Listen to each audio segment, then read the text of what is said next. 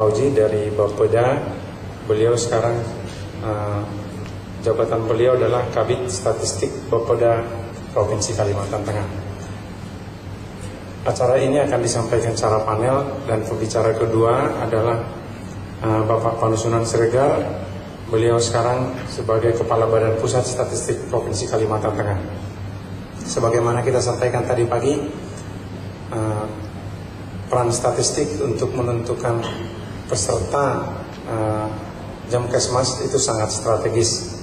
Nah, kita akan mendapatkan masukan yang cukup banyak sehingga nanti pada saat kita sudah sepakat melakukan program peningkatan cakupan, peran beliau mungkin cukup banyak untuk membantu meringankan kita mencapai sasaran yang ditetapkan.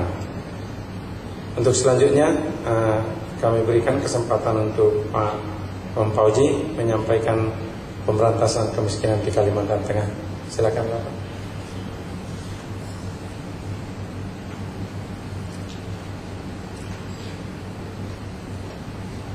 Oh ya.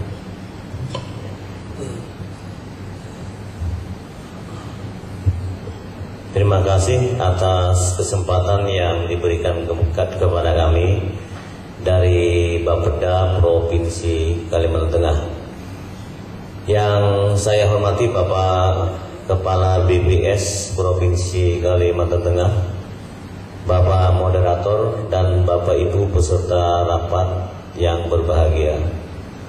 Pertama-tama saya menyampaikan permohonan maaf dari Kepala Bapeda Provinsi Kalimantan Tengah yang siogianya menyampaikan paparan ini adalah Kepala Bapeda, tetapi karena beliau ada tugas yang diperintahkan oleh pimpinan ke luar daerah sehingga beliau tidak dapat menyampaikan paparan beliau ini, sehingga diperintahkan saya untuk menyampaikannya.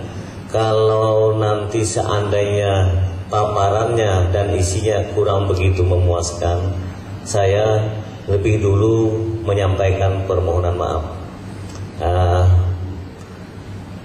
Baiklah, mungkin itu yang bisa saya sampaikan. Terima kasih atas perhatian Bapak Ibu.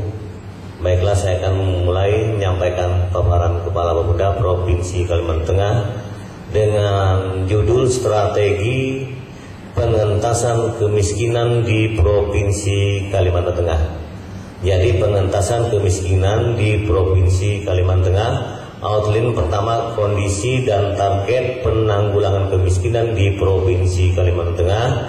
Yang kedua, tim 33 Provinsi Kalimantan Tengah. Yang ketiga, capaian atau indikator kemiskinan di Provinsi Kalimantan Tengah.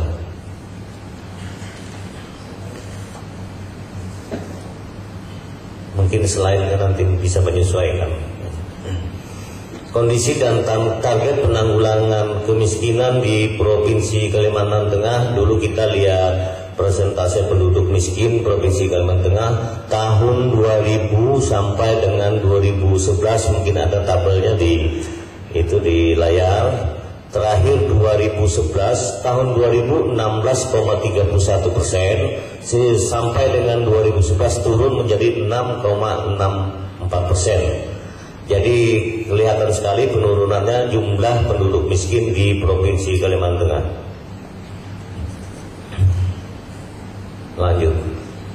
Jumlah dan persentase penduduk miskin Provinsi Kalimantan Tengah sejak tahun 2007 sampai 2012.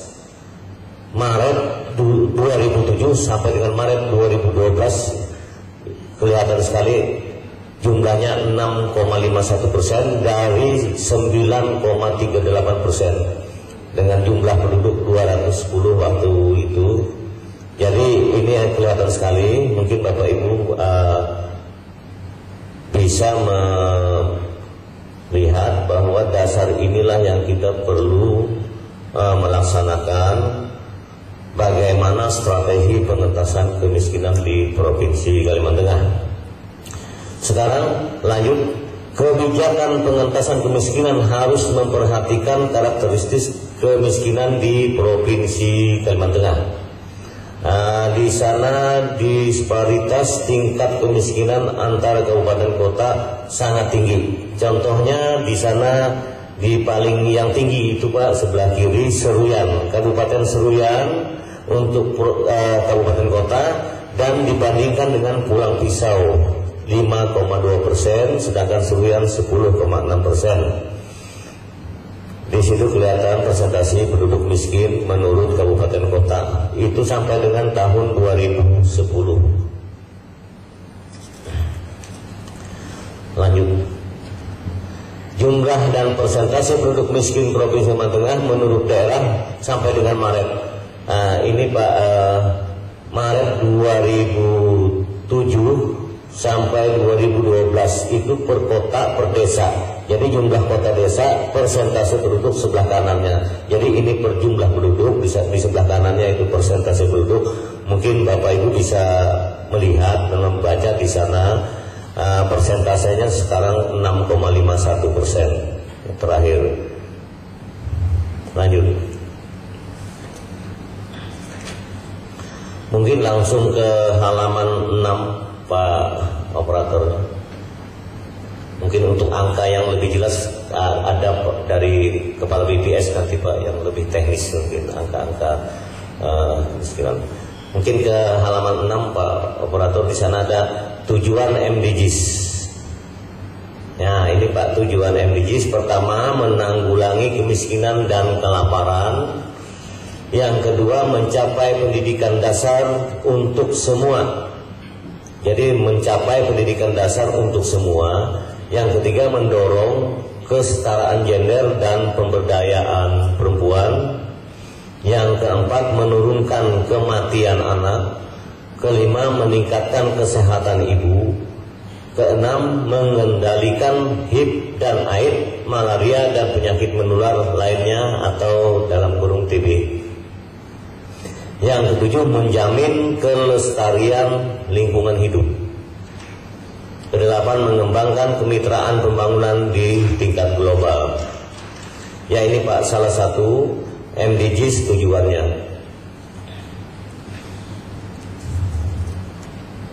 Lanjut Pak Operator ke halaman 8. Langsung ya, yang ingin dicapai ke halaman 8.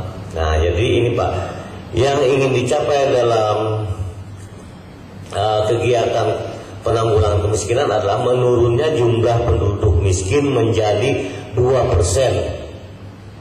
dan terpenuhinya hak-hak dasar minimum masyarakat miskin di Kalimantan Tengah pada tahun 2015 Pak. Jadi pada tahun 2015 sesuai dengan RPJMD Provinsi Kalimantan Tengah, kemiskinan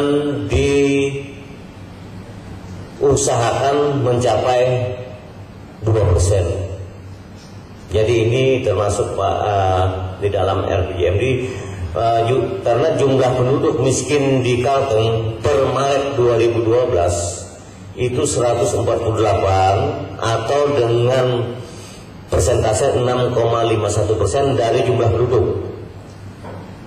Jadi berdasarkan pertimbangan tersebut Pak, sehingga ditargetkan di dalam RPJMD sampai dengan tahun 2015 2%.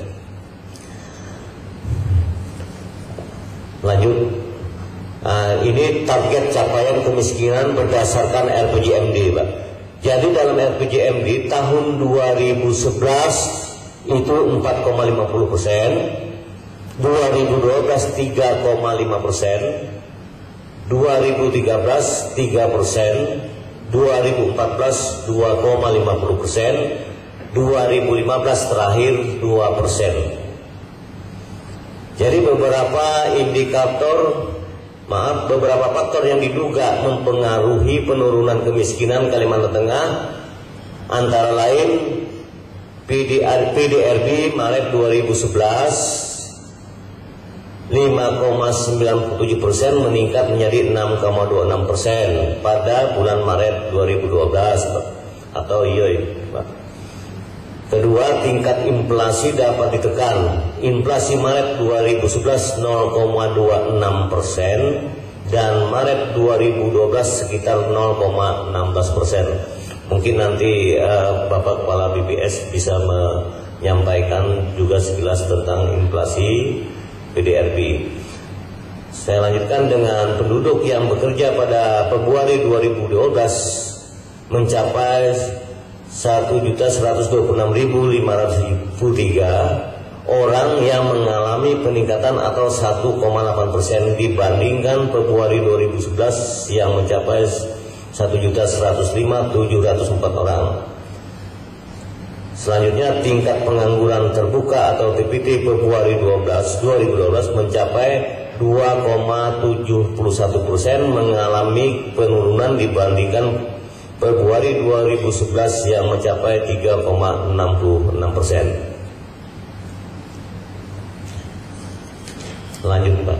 Jadi upaya-upaya yang dilakukan untuk menurunkan angka kemiskinan, pertama, misi pembangunan daerah dalam RPJM di 2010 dan 2015 Provinsi Kalimantan Tengah fokus pada ekonomi kerakyatan, khususnya misi 1, misi 4, misi 5, dan misi 6. Refocusing program kegiatan yang terkait dengan penanggulangan kemiskinan di semua SKPD. Jadi di semua SKPD itu Bapak Ibu ada kegiatan-kegiatan khususnya SKPD Provinsi Kalimantan Tengah yang sifatnya penanggulangan kemiskinan. Misalnya SKPD Dinas Pertanian, Dinas Perkebunan. Di sana ada kegiatan-kegiatan yang sifatnya menurunkan kemiskinan. Yang ketiga, percepatan pelaksanaan program kegiatan melalui percepatan pelaksanaan pelelangan dan penunjukan pengelola anggaran. Salah satu contohnya misalnya kegiatan kita dipercepat Pak. Jadi ada kegiatan-kegiatan fisik, misalnya tahun 2013 kegiatannya diusahakan secepatnya 2012 sudah selesai penganggaran, lelang kegiatannya, sehingga pada Januari 2013 misalnya yang akan datang itu sudah bisa berjalan di Desember 2012 untuk menanggulangi kemiskinan, mempercepat kegiatan-kegiatan fisik maupun non fisik dilaksanakan. Selanjutnya, penetapan target realisasi kegiatan fisik per triwulan, yakni triwulan pertama harus mencapai 20%. Jadi kegiatan-kegiatan kita ditargetkan untuk triwulan pertama itu 20% capaian fisik maupun keuangan, triwulan kedua 50%, triwulan ketiga 85%, dan sisanya 15% November fisik sudah 100%. Itu target kita Pak. Makanya kita kan baru-baru ini ada narasumber dari pusat untuk memantapkan target kita yang akan kita laksanakan pada 2013. Sampai hari ini terakhir Pak. Jadi semua SKPD tadi malam sampai hampir jam 10 Pak. Jadi kegiatan-kegiatan kita di SKPD itu ada targetnya, pencapaiannya. Ini langsung ke pusat Pak, ke online. Jadi kesepakatan kita misalnya fisik membangun puskesmas misalnya, kegiatan ada di sana. Triwulan pertama selesai sekian persen, sudah ada kesepakatan Pak. Seandainya tidak terlaksana, di sana ada laporannya merah Pak, merah kelihatan. Jadi ini tadi malam sampai program-program untuk provinsi sudah dimetkan, dimasukkan, akan disampaikan ke pusat sehingga termonitor Pak di pusat itu kegiatan kita setiap 3 bulan, triwulan. Jadi ini lebih ketat lagi untuk program-program kegiatan-kegiatan yang kita laksanakan per tahun. Saya lanjutkan upaya-upaya yang dilakukan untuk menurunkan angka kemiskinan. Misalnya Pak, 1, pelaksanaan program PM2L program Kalteng Harati, Kalteng Barigas, dan Geber MLT yang terkoordinasi dan sinergi antara provinsi dan kabupaten kota. Jadi kemarin PM2L ini Pak, kegiatan-kegiatannya memang salah satu untuk upaya kita menurunkan angka kemiskinan. Pernah kita laksanakan beberapa tahun kegiatan-kegiatan PM2L, Kalteng Harati, Kalteng Barigas, dan GBRMT yang terkoordinasi. Kegiatan-kegiatan tersebut kita laksanakan di kabupaten kota dari kegiatan provinsi. Jadi kegiatan ini sudah berkoordinasi antara provinsi dan kabupaten kota. Misalnya salah satunya kegiatan-kegiatan masalah gizi dan lain sebagainya. Mungkin Bapak Ibu dari Dinas Kesehatan Kabupaten Kota Pak ya. Yang hadir oh ya. Ya, jadi mungkin sudah mengetahui tentang hal ini. Mungkin bagi yang daerah Kabupaten Barito Timur, Barito Selatan, Murung Raya, dan Barut mungkin kenal sama saya Pak. Mungkin kemarin saya akan mensosialisasikan salah satu kegiatan untuk menurunkan angka kemiskinan adalah PM2L Pak. Itu salah satunya Pak ya. Mungkin kita ketemu dulu Pak ya waktu saya sosialisasi PM2L di kabupaten. Yang mana ini sering timbul di koran kan Pak. Masalahnya kegiatan PM2L ya di SKPD memang 100% katanya Pak. Tapi di lapangan, di masyarakat apakah itu bisa 100%? Maksudnya outputnya Pak, diterima apa enggak masyarakat? Kalau di SKPD kan memang 100% Pak, dipertanggungjawabkan dan lain sebagainya. Tetapi kalau di masyarakat apakah, misalnya kemarin kan Pak ada yang komplain masalah itu, kita minta hewan sapi misalnya Pak ya, dikasih kambing misalnya kan nggak cocok gitu kan. Ada beberapa kabupaten yang juga tidak menerima tentang hal itu. Terpaksa kita dari tim sosialisasi untuk menyampaikan hal-hal itu, kalau memungkinkan direvisi ya direvisi. Padahal kita sedapat mungkin kemarin membuat program itu adalah usul dari desa-desa yang rencana dibantu. Jadi melalui Kades, melalui camat, dan juga melalui Bapeda kabupaten kotanya. Itulah Pak salah satu kegiatan-kegiatan kita untuk menurunkan angka kemiskinan di kabupaten kota. Saya lanjutkan nomor 6, diharapkan RT/RWP akan segera tuntas, maka kondisi investasi akan meningkat secara signifikan. Ini kan Pak, gara-gara RT/RWP kan sertifikatnya nggak bisa selesai kan Pak. Ada kemarin di Kabupaten Sukamara waktu kita sosialisasi masalah ya juga PM2L juga, petani di sana minta memohon agar sertifikat bisa diselesaikan karena untuk agunan di pinjaman di bank gitu Pak. Jadi kita kemarin membawa dari Bank Indonesia memohon bagaimana sih selain sertifikat jadi agunan gitu maksud kita Pak. Ini ada petani-petani kita mau pinjam di bank, saya tanya dengan BI bagaimana kalau di desa ini selain sertifikat jadi agunan gitu maksudnya.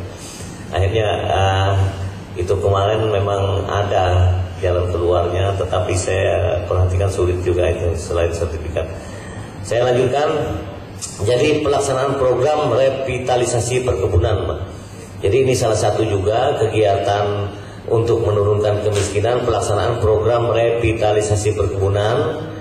Selanjutnya fokus pada penanggulangan kemiskinan di pedesaan dengan memanfaatkan database GIS RTS yang basis data terpadu atau BPLS tahun 2011.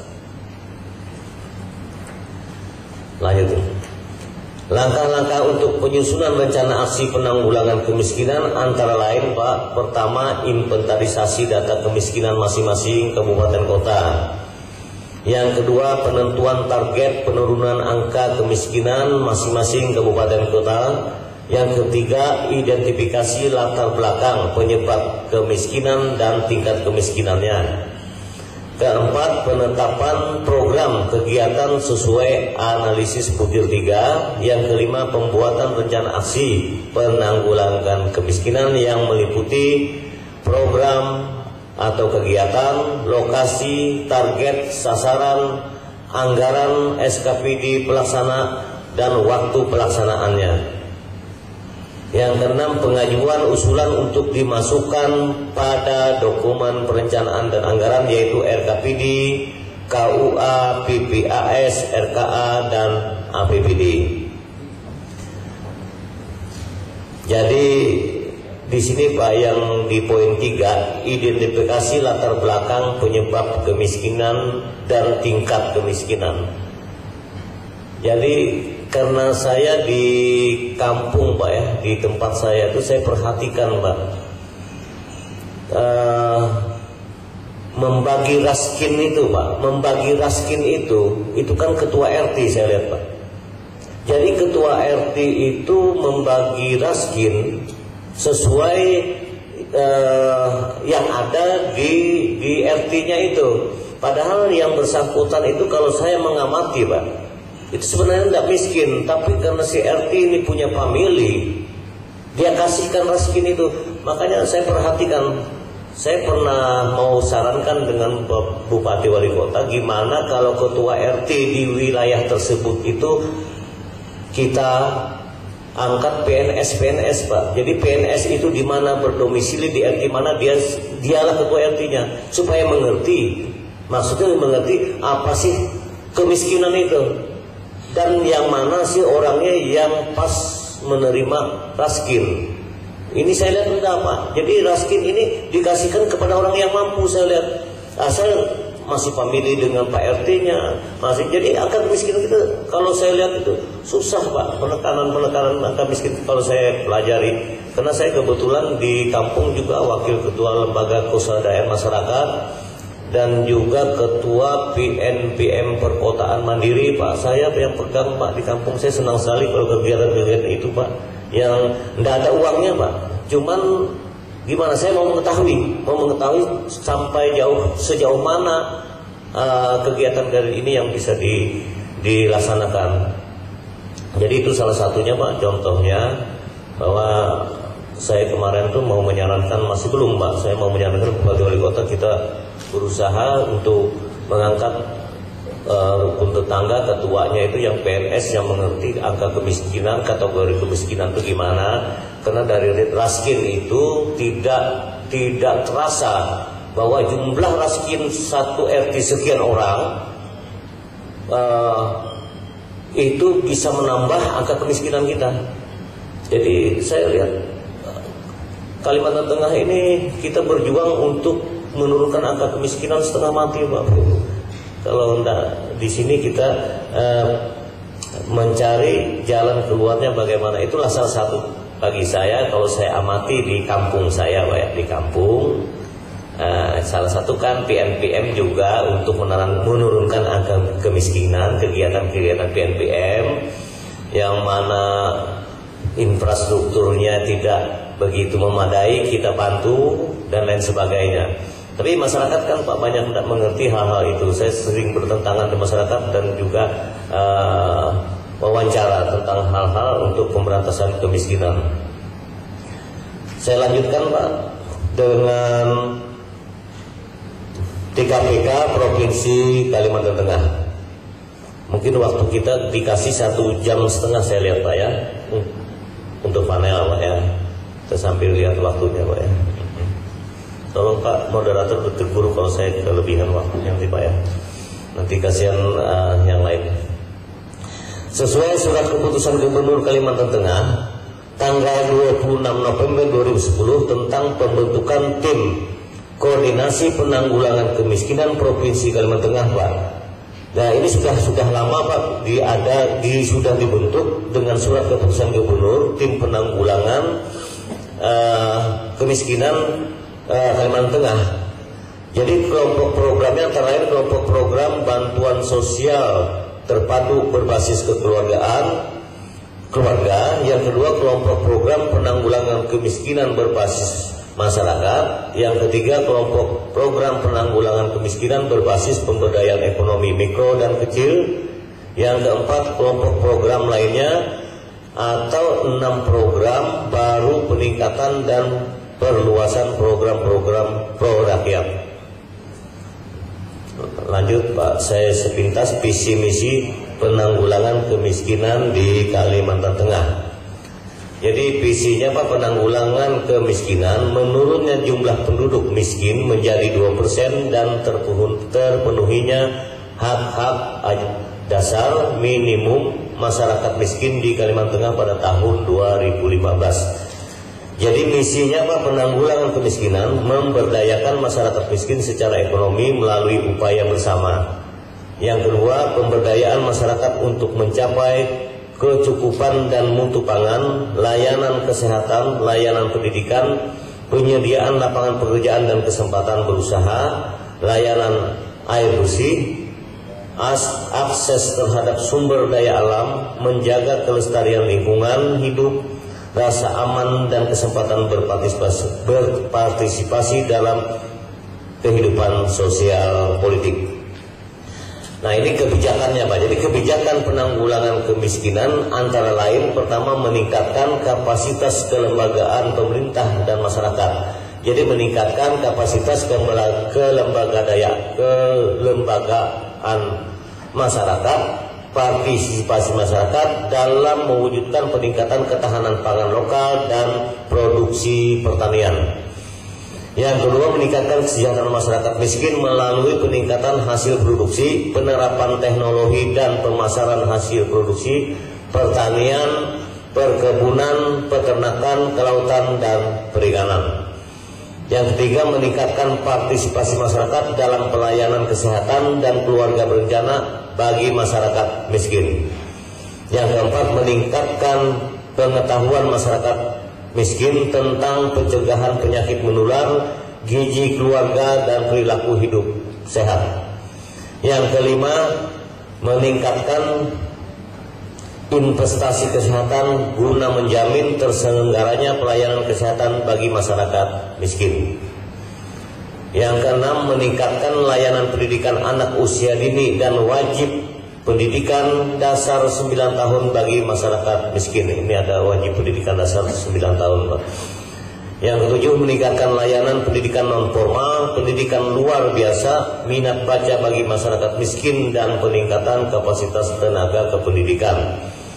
Yang kedelapan, meningkatkan partisipasi masyarakat miskin, transmigrasi dalam penyediaan rumah, air bersih, dan infrastruktur pedesaan, sosial, pemberdayaan perempuan, lingkungan hidup, dan partisipasi dalam kehidupan sosial politik.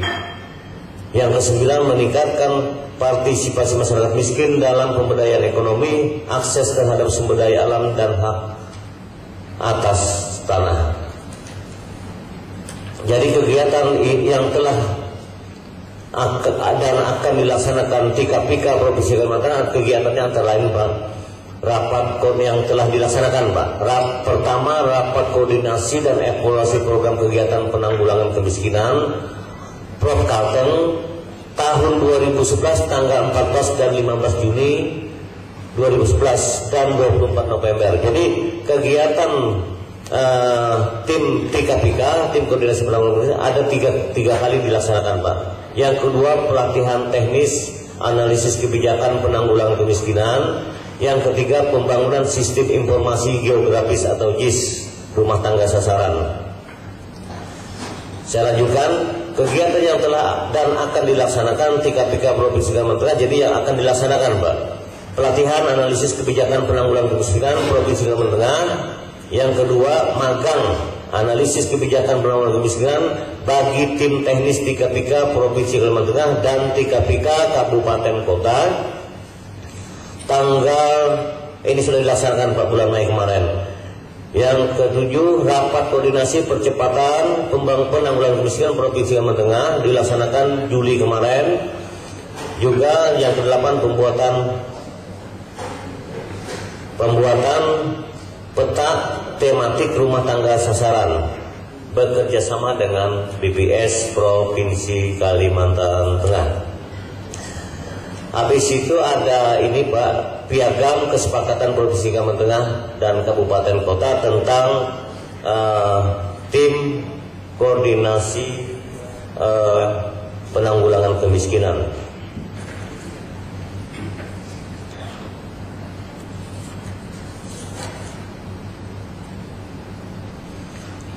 Mungkin Pak langsung ke halaman terakhir slide-nya. Mengingat waktunya Pak tinggal 5 menit mungkin. Silakan Pak slide-nya yang terakhir Pak. Terus yang terakhir Pak.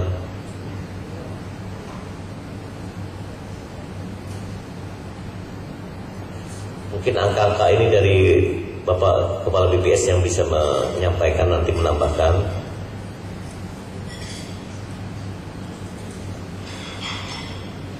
Nah mungkin ini Pak, sekian dan terima kasih Pak. Mohon maaf kalau ada hal-hal yang tidak berkenan. Dan saya ucapkan sekali lagi terima kasih atas perhatiannya.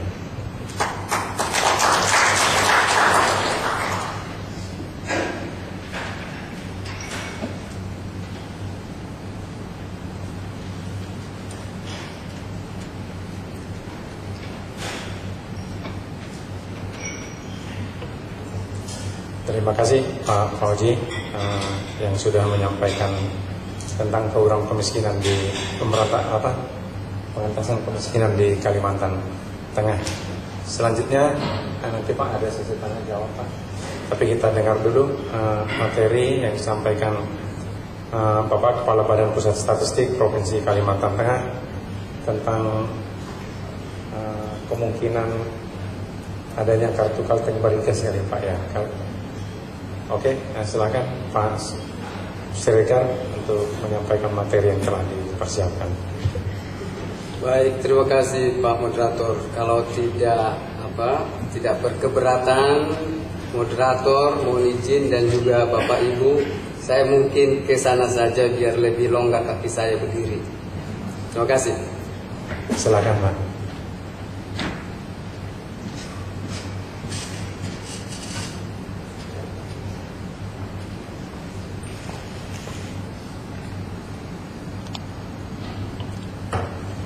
Selamat siang, salam sejahtera untuk kita semua.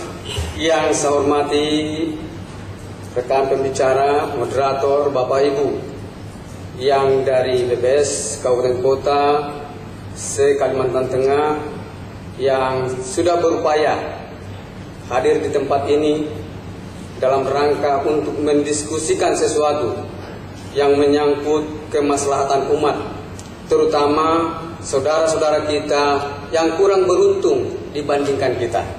Kita panjatkan puji dan syukur. Terima kasih yang sebesar-besarnya kepada Tuhan Yang Maha Kuasa. Bapak Ibu yang saya hormati, jam ini adalah jam rawan, apalagi seusai makan. Saya usahakan, saya upayakan agar Bapak Ibu tidak terjatuh kepada mimpi, tetapi terjatuh kepada suatu dunia nyata yang akan saya tunjukkan sebentar lagi.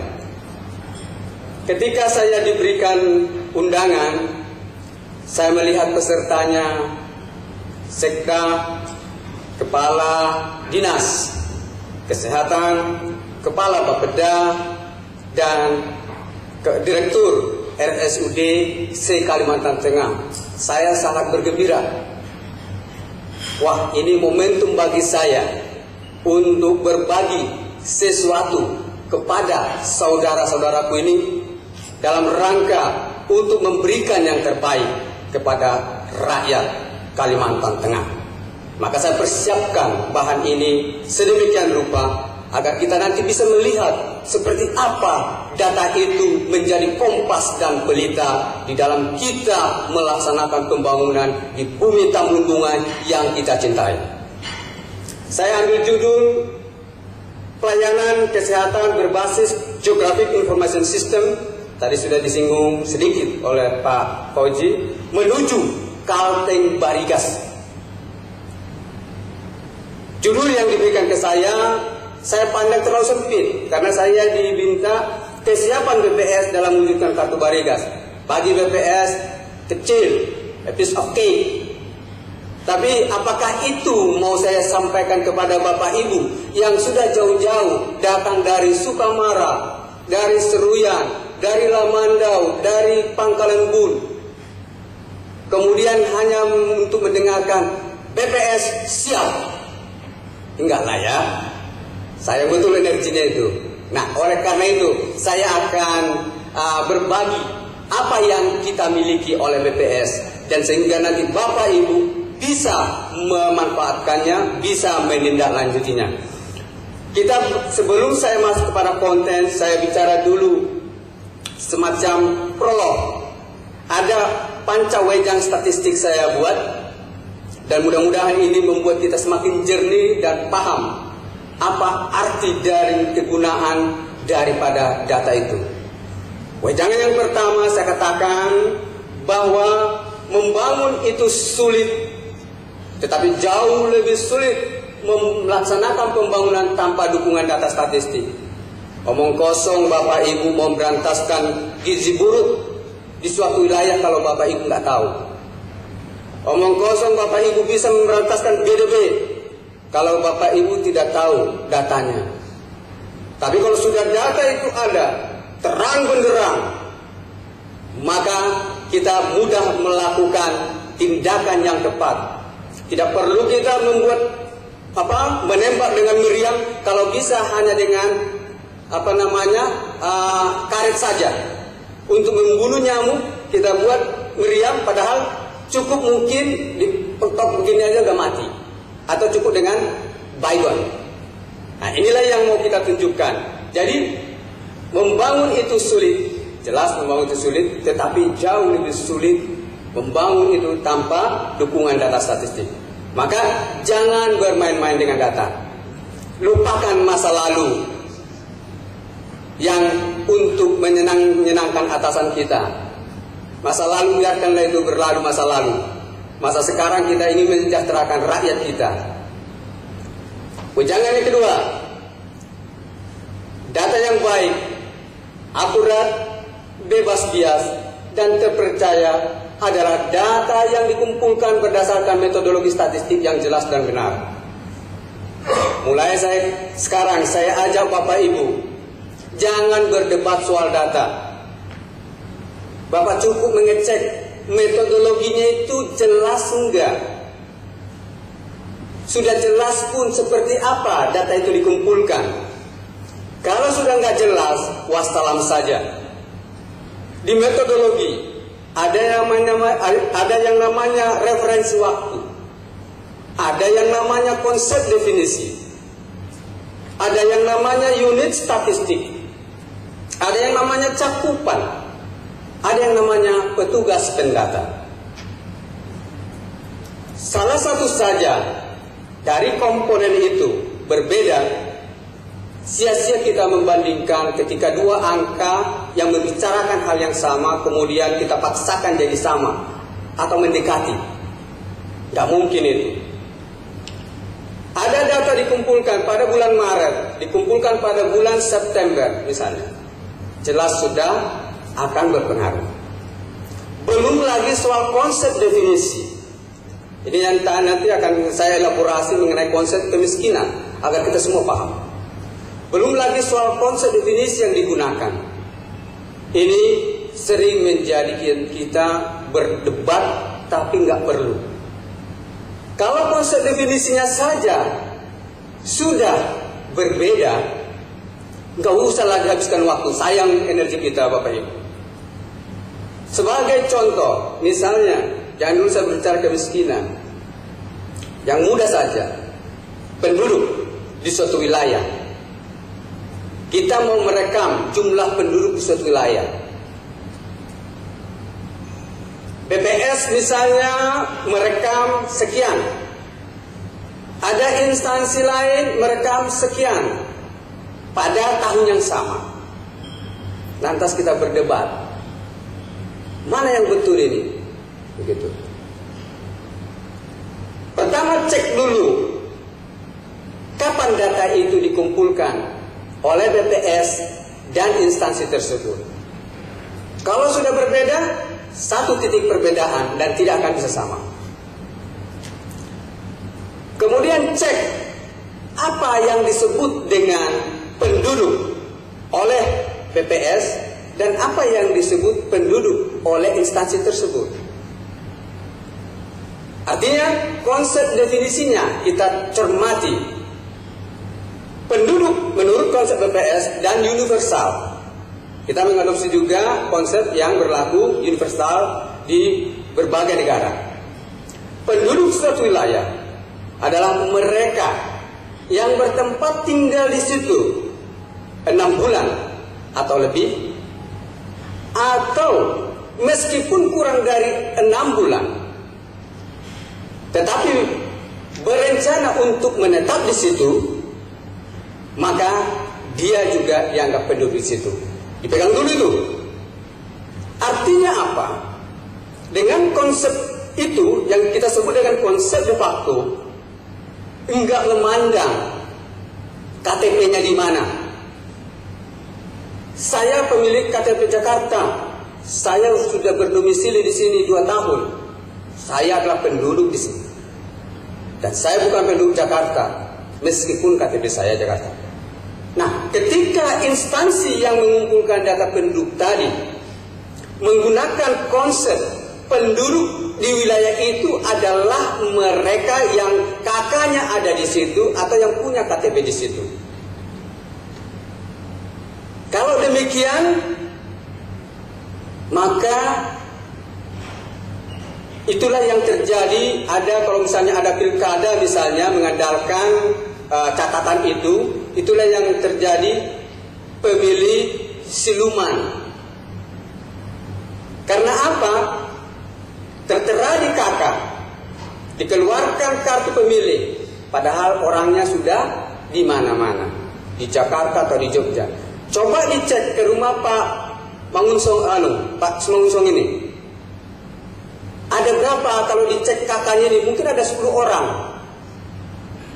tertera di kakaknya, tapi di rumahnya mungkin sekarang tinggal 4 lagi. Karena yang 6 udah pada merantau, tadinya ada keluarga datang tinggal di rumah itu, bersekolah, setelah itu melanjut atau dapat pekerjaan pindah. Ada mungkin yang ke Buntok, ada yang ke Pangkalan Bun, ada yang ke Jogja dan sebagainya. Nah, kalau kita mengandalkan catatan tadi, kartu keluarga tadi, maka terrekamlah di tempatnya Pak Mangunsong ini ada 10 orang yang de facto-nya hanya 4. Nah, sebaliknya, orang yang ada di sini karena tidak tercatat di dalam administrasi kelurahan atau kepala desa, maka orang itu tidak dianggap penduduk sini walaupun dia sudah bertahun-tahun. Ketika ada pemilu kada, dia kehilangan hak suara karena tidak di-print, tidak akan dikeluarkan kartu pemilihnya. Nah, itulah perbedaan konsep ataupun definisi. Jadi kalau itu saja sudah berbeda, ya sudah diam saja kita. Nggak ada gunanya kita berdebat, ya. Nah, kemudian ada lagi unit statistik. Unit statistik adalah sumber data di mana data itu diperoleh. Nah, kalau ada tadi jumlah penduduk dikumpulkan dari rumah ke rumah. Kemudian ada data dikumpulkan dari lurah, kepala desa. Pak desa, berapa jumlah penduduk sini? Dapat dikumpulkan dari semua kepala desa. Kemudian ada data dikumpulkan dari rumah ke rumah. Di rumah ini ada berapa orang? Dikasih tahu dengan konsep definisi yang katakanlah sama. Ya. Mana yang lebih kita percayai? Yang dari kepala desa kah? Atau dari rumah ke rumah? Gimana kalau menurut Bapak Ibu? Kepala desa? Wassalam Pak. Dari rumah ke rumah. Saya yakin kita semua akan mengatakan lebih kepercaya data yang dikumpulkan dari rumah ke rumah. Karena apa? Karena kesalahan di dalam melaporkan oleh rumah tangga itu jauh lebih kecil dibanding kepala desa. Kepala desa dengan sistem administrasi yang seperti itu, apa ia tahu dia berapa jumlah orang, jumlah penduduk wilayahnya? Nah, yakin saya. Ya. Nah, ini adalah contoh di mana ketika ada perbedaan-perbedaan di dalam metodologi, maka janganlah kita Bapak Ibu sekarang menghabiskan waktu mendebatkan data yang berbeda dengan metodologi yang berbeda tersebut. Itu ujangan yang kedua, cek itu Pak. Di ujangan yang keempat, sayangnya nggak begitu kelihatan. Jangan pernah mengharapkan bahwa setiap data yang dikumpulkan itu 100% benar, sekalipun metodologi statistiknya sudah benar, karena data itu masih dikumpulkan oleh manusia. Artinya kita berlindung di dalam metodologi yang statistik yang jelas dan benar, menganggap ini pasti 100% benar. Tidak Bapak Ibu, karena yang mendata itu masih manusia. Kecuali kalau yang mendatanya malaikat Bapak Ibu, pasti nol kesalahan. Saya bisa jamin itu. Jangankan yang kasat mata, yang di dalam hati kita malaikat tahu, ya kan? Jadi karena pendatanya masih manusia, pasti ada kesalahan. Dan contoh konkret misalnya data kemiskinan dulu BLT itu, kita sudah ajarkan begini yang dimaksud rumah tangga miskin, diajarkan, dilatih dengan baik. Tapi begitu di lapangan, namanya tadi pendata, dia pengen juga mau jadi pahlawan kepada saudaranya, tetangganya yang tidak layak dimasukkan aja sama dia. Makanya Bapak Ibu bisa melihat ada orang punya gelantungan emas, dapat BLT, pakai sepeda motor dapat BLT dulu ya. Nah, kemudian pakai handphone dapat BLT, itu yang disorot di televisi kan. Nah, jadi itu masih sifat manusia ya. Yang ketiga, yang keempat, BPS dalam setiap melakukan pengumpulan data memiliki prinsip bahwa data yang dikumpulkan itu pasti mengandung kesalahan. Tidak ada keraguan Pak. Pasti mengandung kesalahan, tetapi dalam melaporkan dan mendiseminasikan datanya, BPS tidak melakukan kebohongan. Apa adanya. Kalau mau cek misalnya satu saat datang ke BPS, sama-sama kita turun ke lapangan, test case, boleh, kita diuji. Ya, kita terbuka untuk itu. Gak ada yang tersembunyi. Baru yang keempat, yang kelima, data bagaikan kompas dan pelita. Nah, data inilah Pak bisa mengarahkan kita ke tujuan yang Pak benar, yang ya ibaratnya kompas ya, membawa kita ke direction yang benar. Kemudian setelah tiba di tujuan, kita perlukan pelita untuk menerangi. Semakin besar pelitanya, semakin bisa kita lihat di sekitar kita.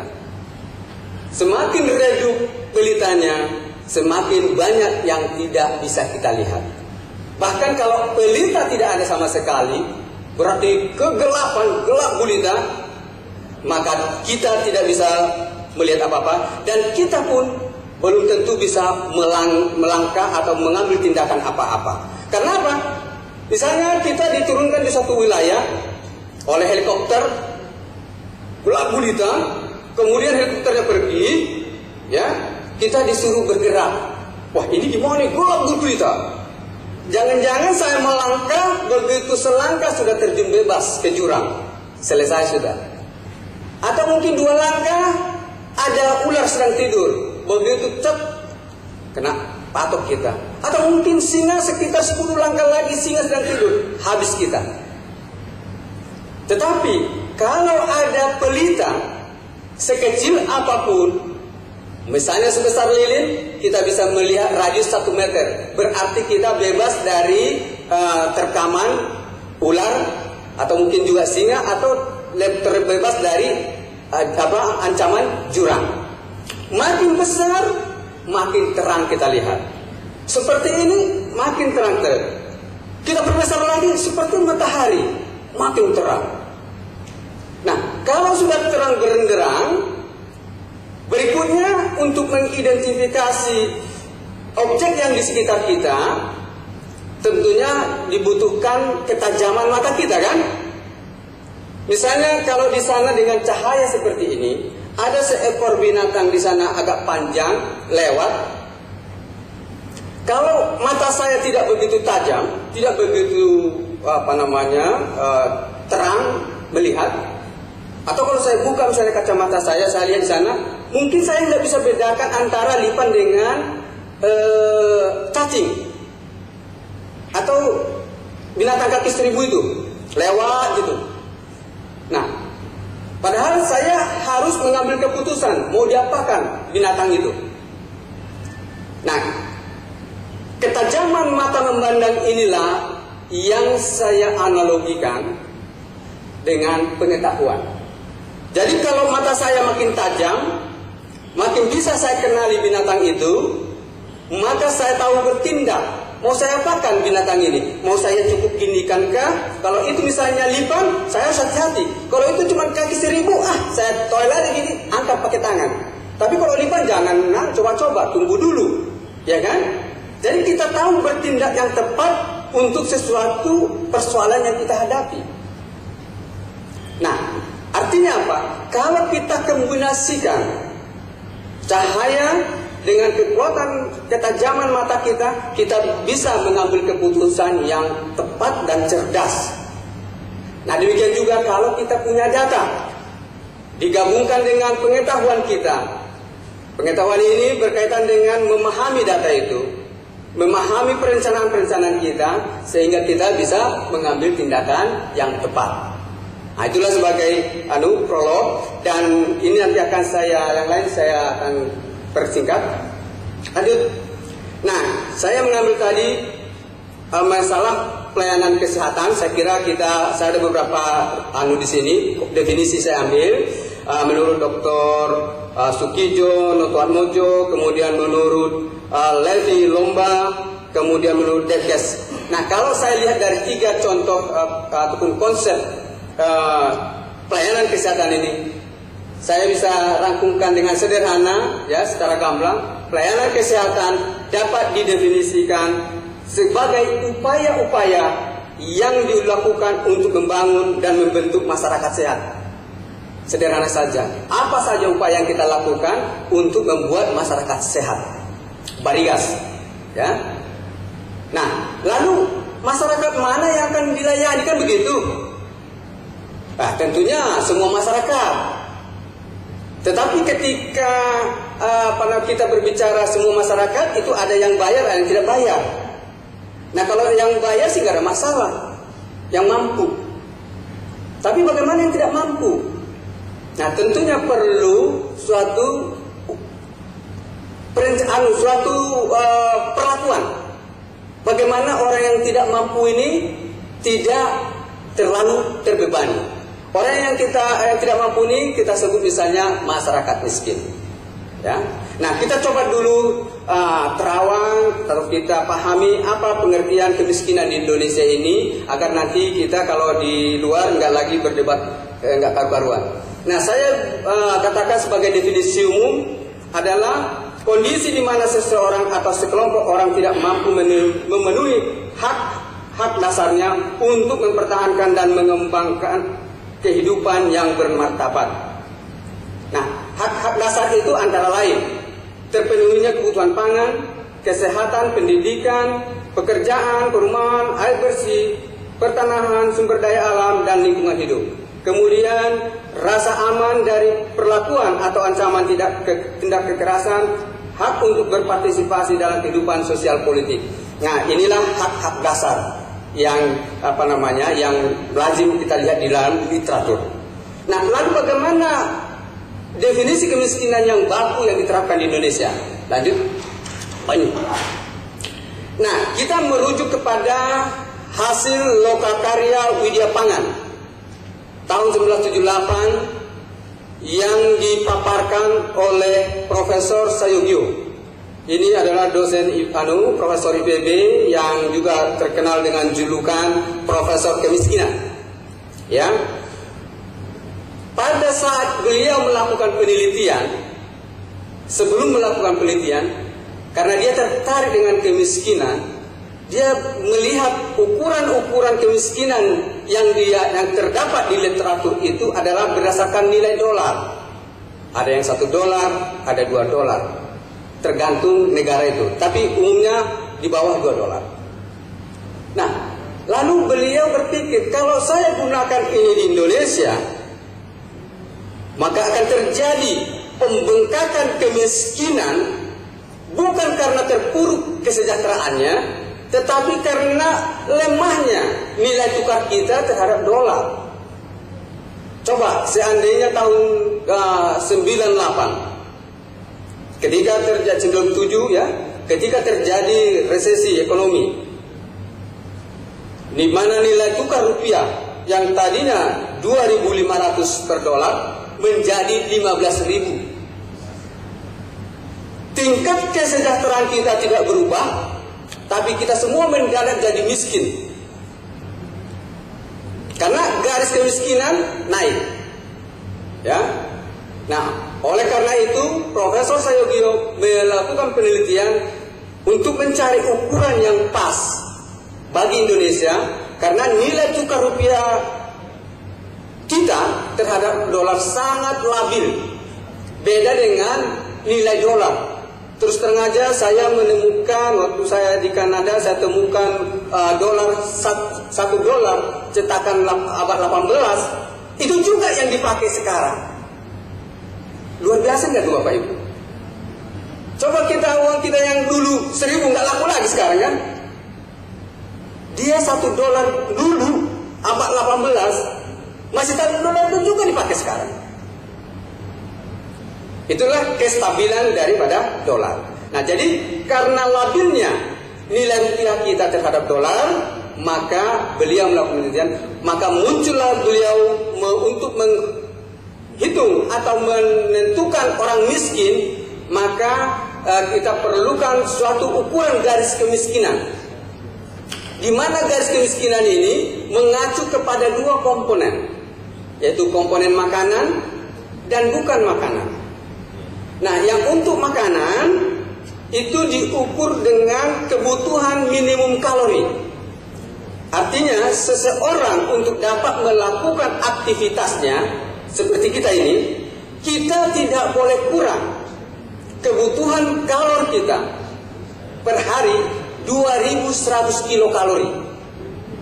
Kalau di bawah itu, kita disebut letoy, nggak mampu melakukan pekerjaan, tidak mampu melakukan aktivitas kita. Yang bahasa sederhananya disebut miskin.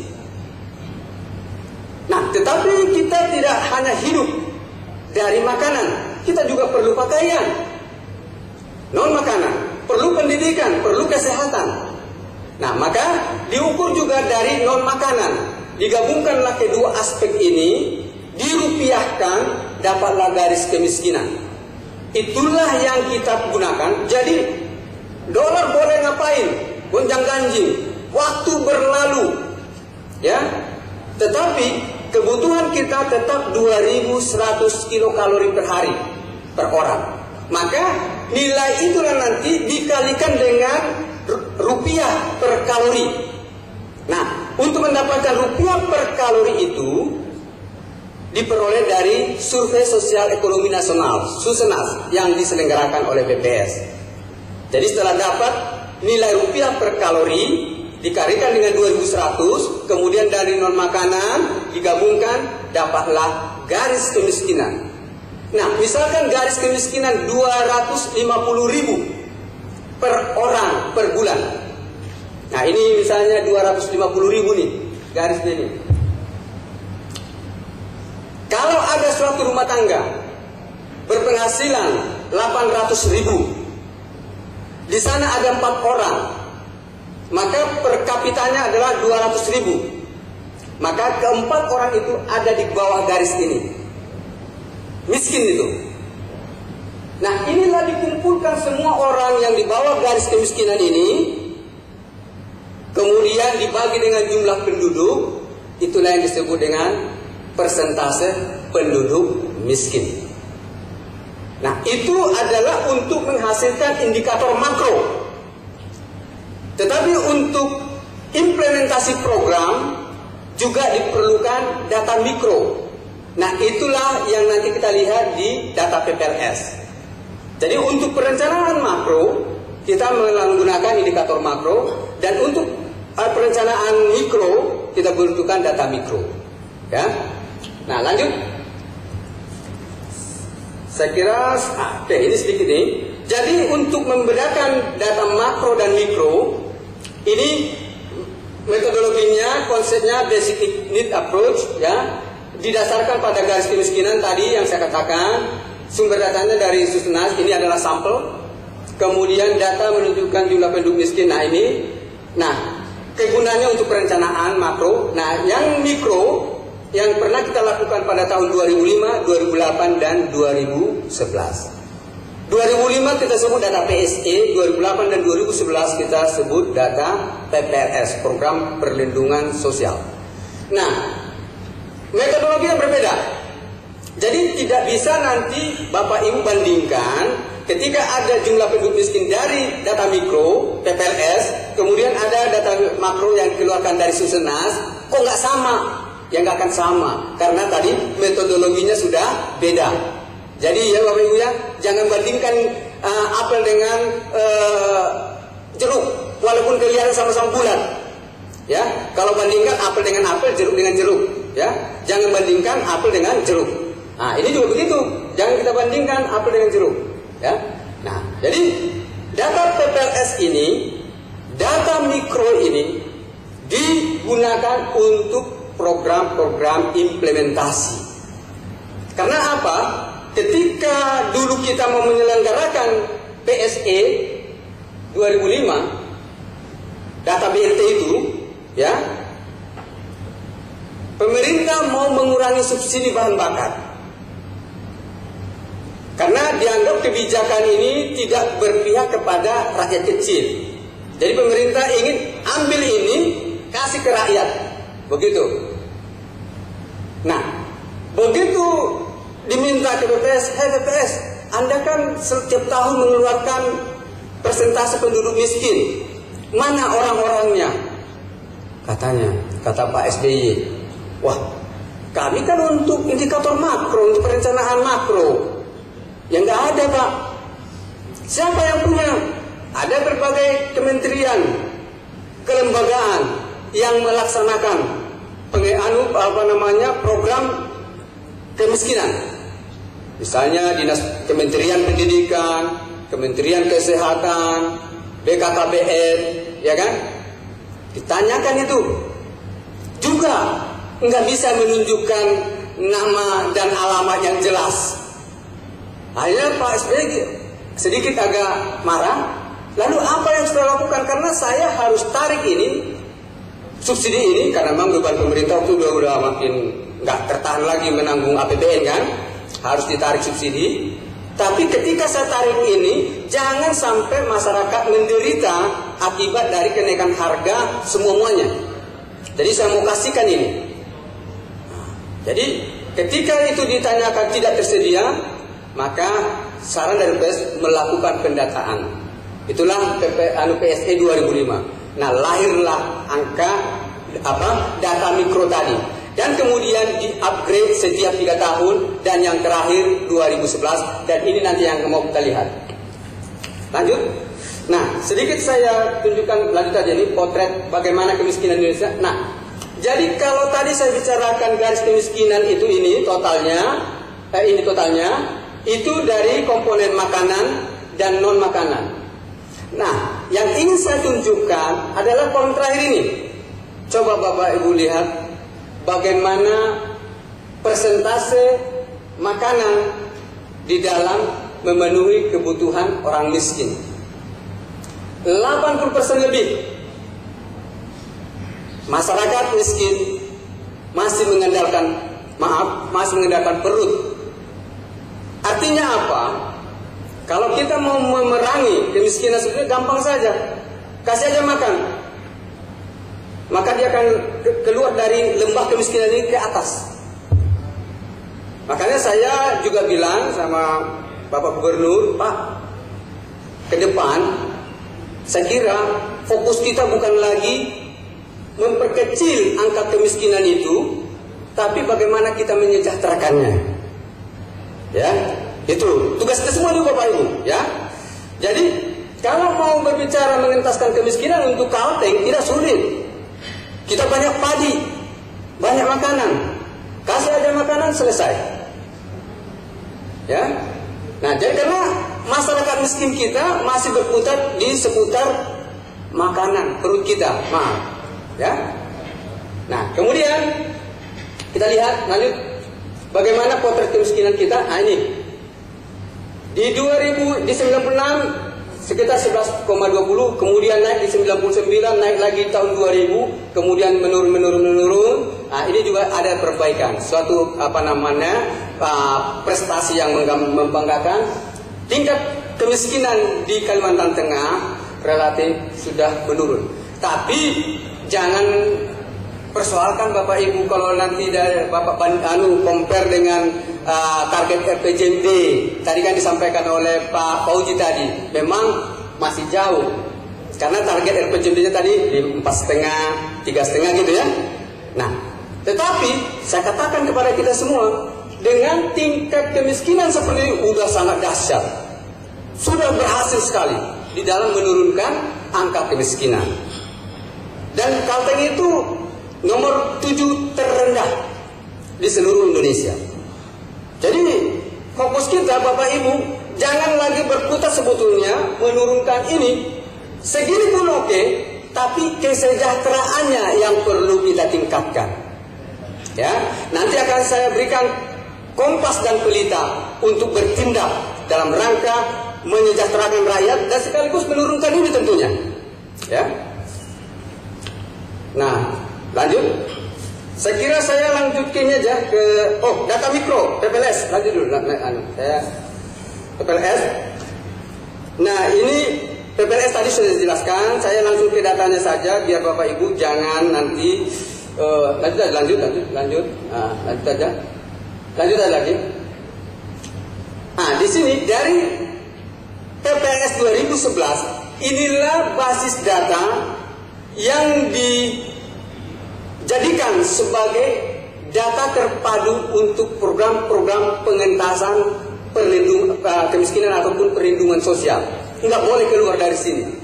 Nah, itu ada pengelompokannya: sangat miskin, miskin, hampir miskin, rentan miskin lainnya. Ya, jadi kalau saya buat tingkat-tingkatannya, ini garis kemiskinan, ya, mudah-mudahan bisa melihat tangan saya ini. Kemudian ini miskin, di bawahnya sekali itu sangat miskin. Ini miskin kronis nih Bapak Ibu. Miskin kronis ini udah tulang belulang, dikasih susu apapun nggak bisa lagi gemuk. Nah, jadi miskin kronis yang di bawah ini, miskin mendekati miskin di atas garis kemiskinan ini. Di atas inilah rentan miskin lainnya. Kalau kita lihat dari total seluruhnya, rentan miskin mulai dari atas itu ke bawah, dari sini, kita itu masih ada 28%-an. Nah, kalau kita kurangi dengan penduduk miskinnya sekitar 6,6%, berarti masih ada sekitar 23% lagi yang rentan untuk jatuh ke lembah kemiskinan. Itu harus dikawal. Jadi di sini Bapak Ibu ada 23% lagi yang setiap saat bisa terprosok ke jurang kemiskinan. Ya, harga saja nanti meroket, terjadi inflasi, maka garis kemiskinan ini naik sehingga orang-orang yang di sini menjadi miskin. Nah, ini yang kita tahan, makanya inflasi menjadi penting. Tadi sedikit disinggung, tapi saya nggak kesentuh banyak. Saya karena ada yang lebih mantap lagi nanti untuk Bapak Ibu, saya kasih ya. Ada barang yang mantap lagi nanti. Saya simpan dulu ya. Nah, lanjut. Nah, ini perdebatan juga ini. Dari hasil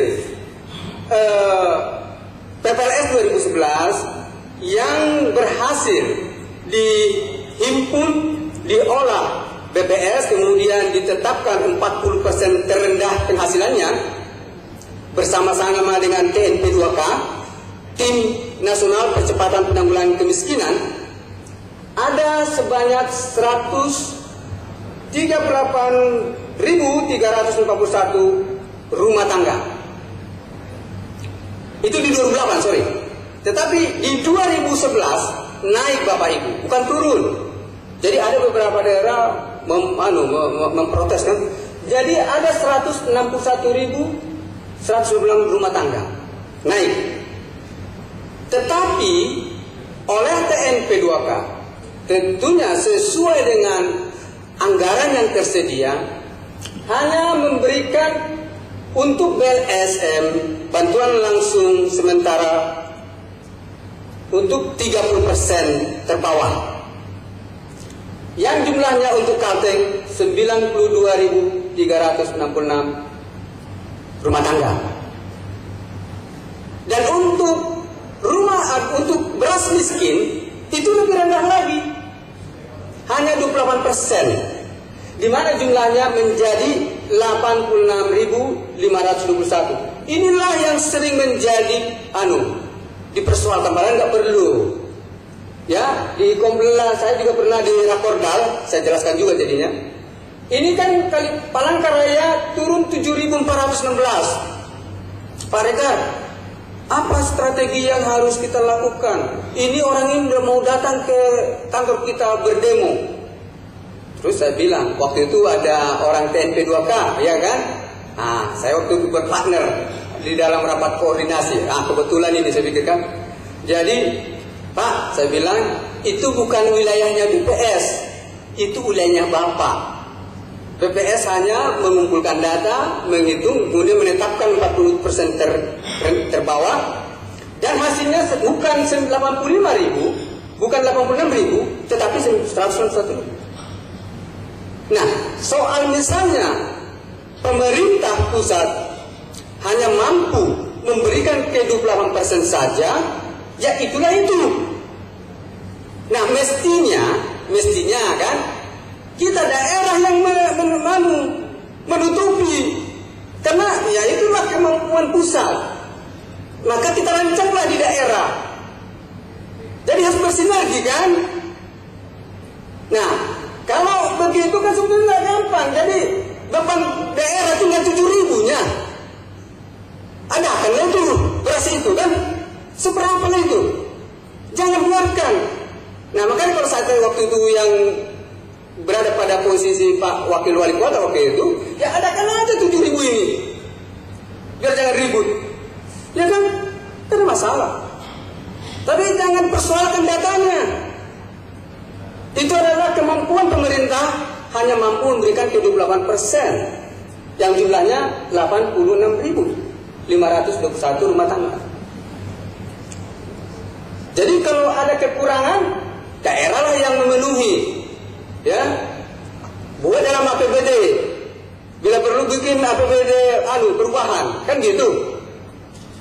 Nah, faktor yang kedua terjadi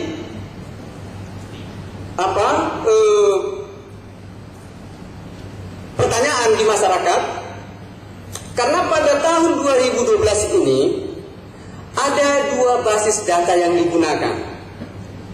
Karena PPLS 2011 belum selesai diolah, belum selesai diproses, ya. Lantas pemerintah juga ingin segera melaksanakan kebijakan bagi BLSM, bagi Raskin, maka pemerintah mengambil jalan pintas menggunakan basis data PPLS 2008 untuk Januari sampai dengan Mei. Nah, artinya apa?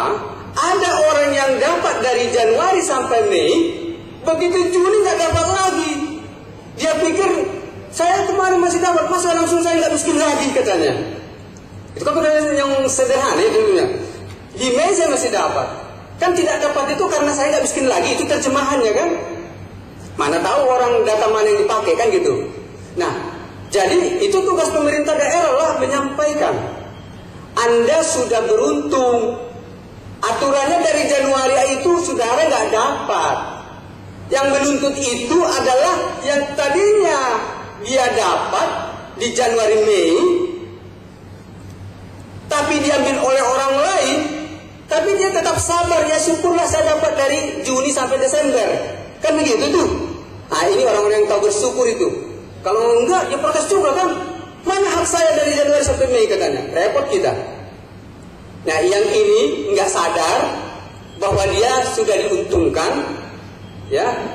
Tetapi sebaliknya malah yang tadi yang tidak dapat Januari Mei tahu diri, tahu bersyukur, nggak mau diribut. Nah itu ya mengenai data kita. Nah lantas saya mau tunjukkan kepada kita, karena kita pun sebetulnya dalam rangka untuk mengentaskan kemiskinan ini, kita sudah bangun namanya sistem informasi geografis rumah tangga sasaran.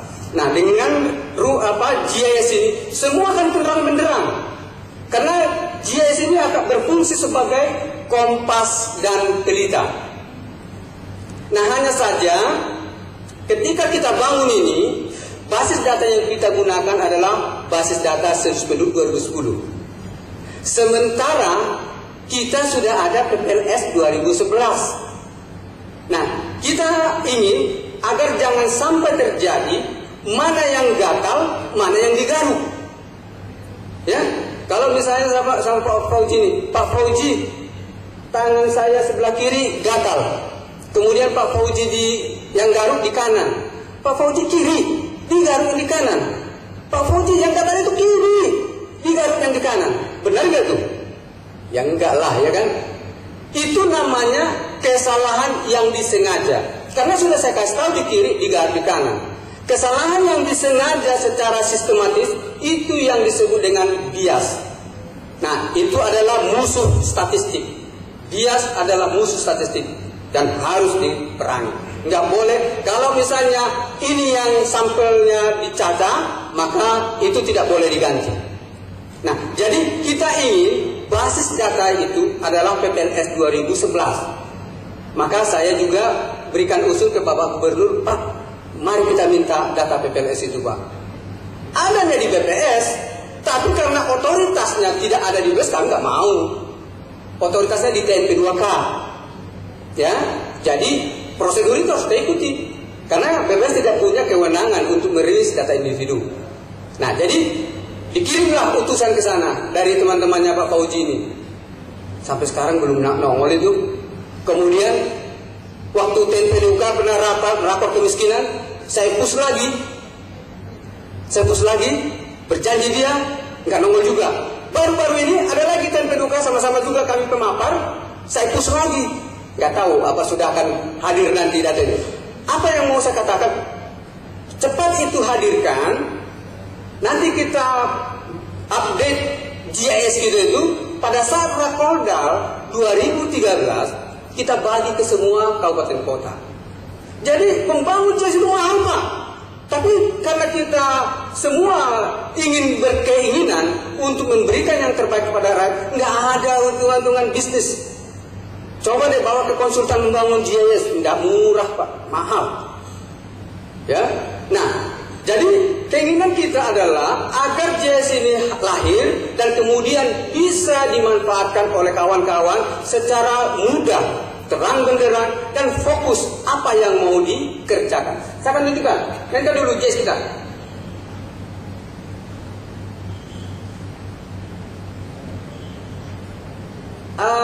Mungkin saya ke sana ya kalau saya perhatikan.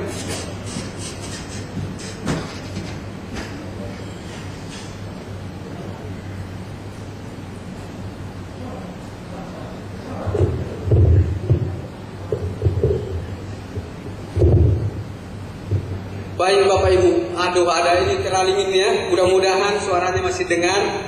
Jadi ini GIS kita ini adalah berdasarkan sensus penduduk 2010 dan di sini bisa kita tampakkan kemiskinan itu seperti yang tadi, ada yang miskin, sangat miskin, dan kemudian mendekati miskin. Jadi karena uang kita terbatas, tentunya ada skala prioritas. Yang mana mau kita garap? Yang sangat miskinnya dulu kah? Atau yang miskinnya kah? Atau semuanya? Nah, kalau uang kita terbatas, iya deh, saya tangani dulu dah dalam kesehatan ini yang sangat miskin. Ini saudara-saudara yang sangat terpuruk, ini dulu saya atasi. Mari kita ambil dia yang sangat miskin. Nah, di sini saya mengatakan, karena kita nggak pernah menggunakan istilah miskin, tapi kita menggunakan istilah sasaran, ya. Rumah tangga sasaran.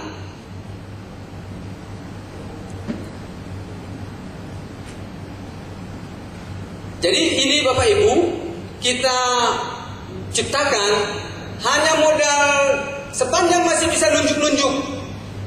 Bapak mudah mengoperasikannya. Kalau susah ya gak ada gunanya kan. Penting dari telunjuknya masih bisa, atau dari tengahnya masih bisa nunjuk-nunjuk, pasti bisa mengoperasikannya senyaman mungkin, ya.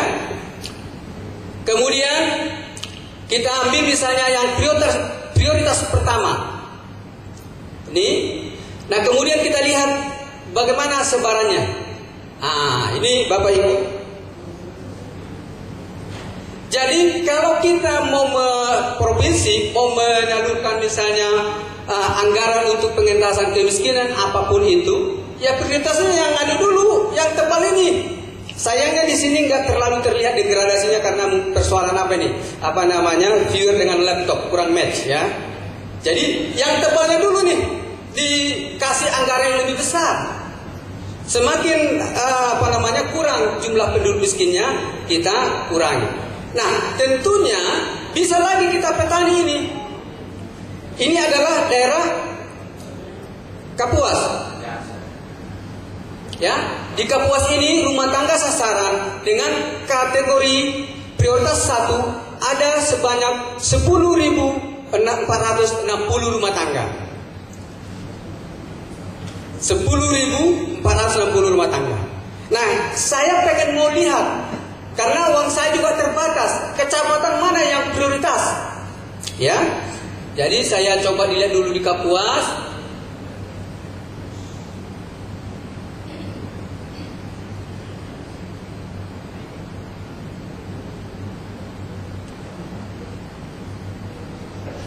Nah, jadi sasaran saya tentunya yang pertama adalah ini, Kecamatan Mantangai. Jadi kalau ada kecamatan yang lain minta lebih besar, ya jangan kasih Bapak. Misalnya di kecamatan yang di atas ini, ya, ini adalah kecamatan Mandau Talawang. Itu hanya 284 rumah tangga. Jadi tidak ada kebohongan. Ya. Nah, kemudian kita Dinas Kesehatan mau memberikan pelayanan misalnya untuk air minum sehat. Wah, saya tadi baca di koran tadi ada himbauan daripada Ibu Kadis Kesehatan Kota Palangkaraya menghimbau masyarakat untuk meminum air berkualitas. Dalam benak saya, jangankan Ibu, ini sambil baca tadi ya, jangankan air berkualitas, karena jumping, bisa air secara umum. Kita harus lihat dulu air bersih atau air minum, ya, air minum. Air menjadi air minum ini ada yang bersih, ada yang bersih. Kita turunkan dari air minum menjadi air minum bersih.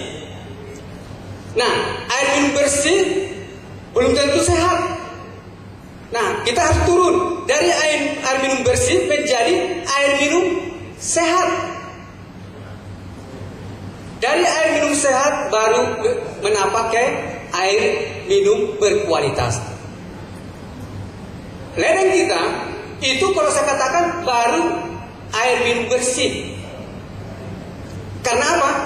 Karena belum drinkable. Lihat airnya aja pun masih takut kita untuk mandi, apalagi untuk mau diminum langsung. Nah, air minum sehat adalah air minum yang sudah bisa diminum dari air keran. Itulah air yang ada di banyak negara-negara maju. Nah, air minum sehat menapak menjadi air minum berkualitas yang mengandung kalsium, magnesium, zinc dan sebagainya. Wah, itu dihimbau, sementara kita untuk untuk minum air bersih saja masih berputar.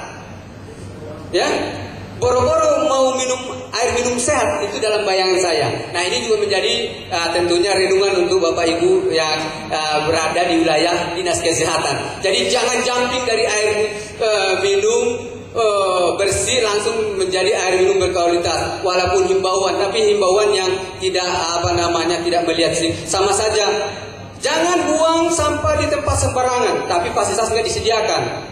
Apa yang bisa kita harapkan dari rakyat? Nggak ada tong sampah, akan berserakan lah, ya kan?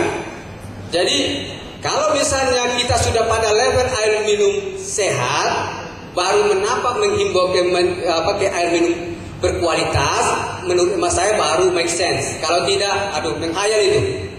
Nah, ini pun kalau misalnya ada niat Bapak Ibu memberikan pelayanan, ada anggarannya untuk misalnya kita lihat variabelnya di sini.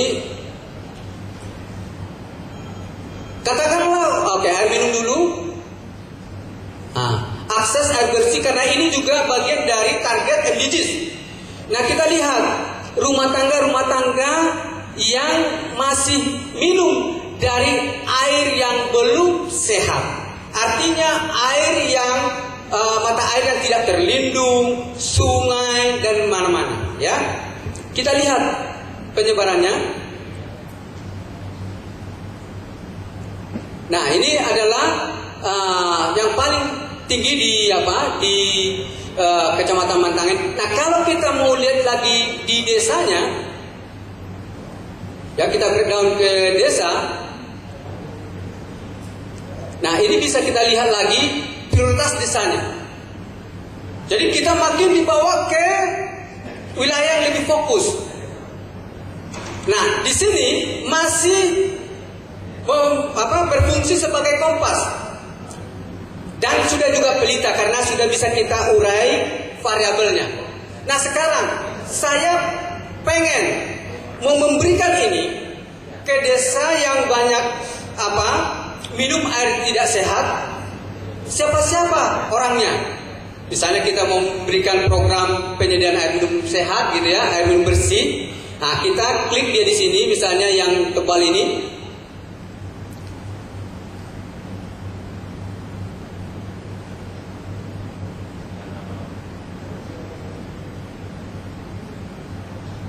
Nah, ini dia. Lengkap dengan nama dan alamat, by name by address. Pak Uyus, Dusun Bukit Lumut, RT 01 dan seterusnya. Tinggal kita print ini, bawa ke lapangan, beri kepada petugas. Ini loh yang mau diberikan fasilitas air minum. Nah, demikian juga fasilitas kesehatan yang lain. Misalnya untuk membenahi tempat tinggal yang lantainya tanah, agar mereka jangan hidup di lantai tanah yang notabene tanah ini bisa menimbulkan penyakit TBC. Nah, itu bisa kita lakukan. Mungkin pelayanan kesehatan yang lain, masalah KB, ya. Nah, kemudian juga mungkin pelayanan kesehatan untuk anak-anak balita bisa kita keluarkan. Jadi contoh saja yang saya tunjukkan bagaimana GIS ini, ya, bisa memberikan kita kompas dan pelita. Nah, banyak hal yang bisa kita tunjukkan. Kalau saya demonstrasikan nanti terlalu panjang.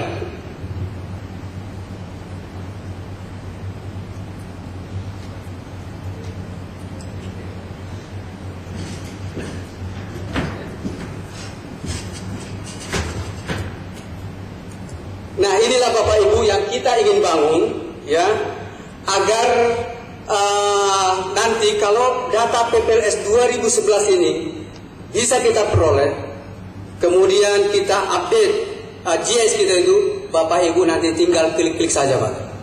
Apapun programnya, apapun makanannya, minumannya gitu ya. Apapun programnya, basis berdatanya adalah GIS kita ini.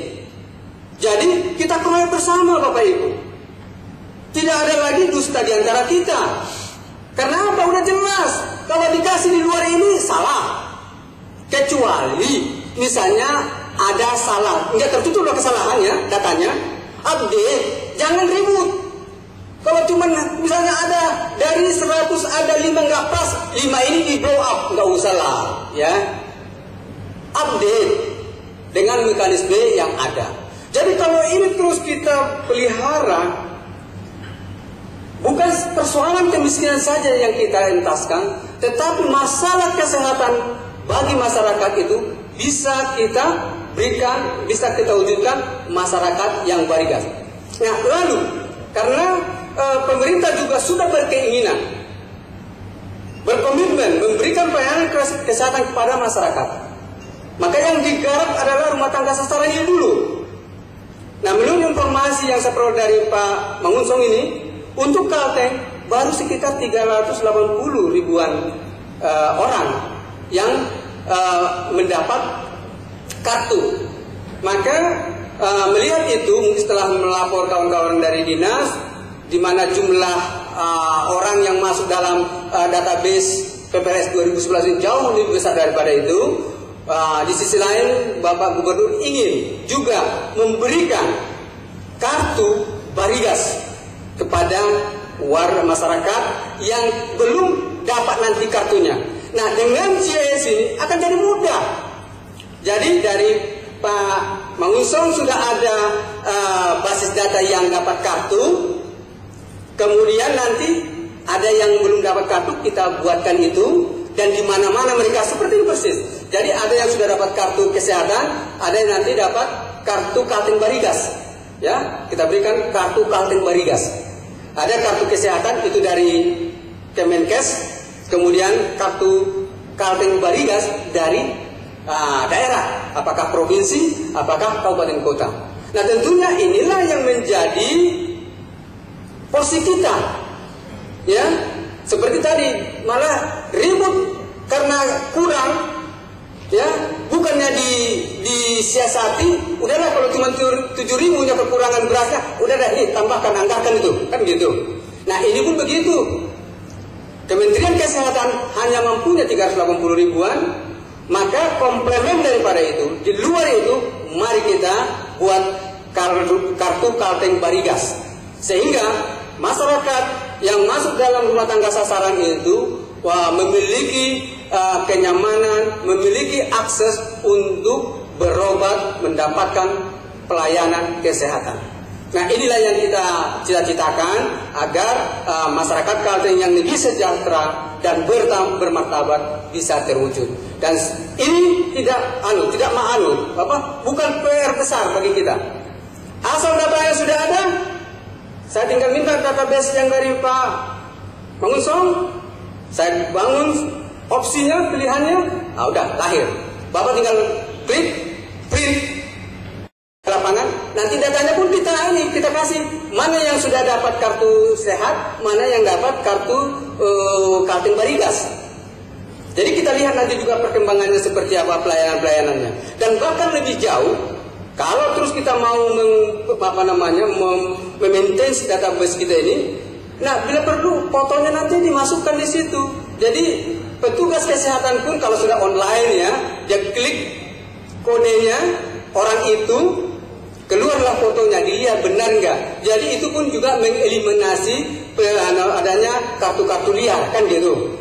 Nah, banyak hal yang bisa kita lakukan dan kita BPS sangat komit untuk bisa membantu teman-teman di pemerintahan daerah, baik di level provinsi maupun di kabupaten kota. Saya kira itu yang bisa saya sampaikan, dan atas perhatian ibu-ibu saya ucapkan terima kasih, dan kalau ada hal-hal yang ingin diklarifikasi dengan senang hati saya akan merespon. Terima kasih.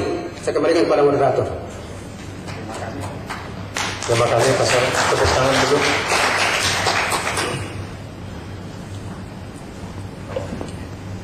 Baik.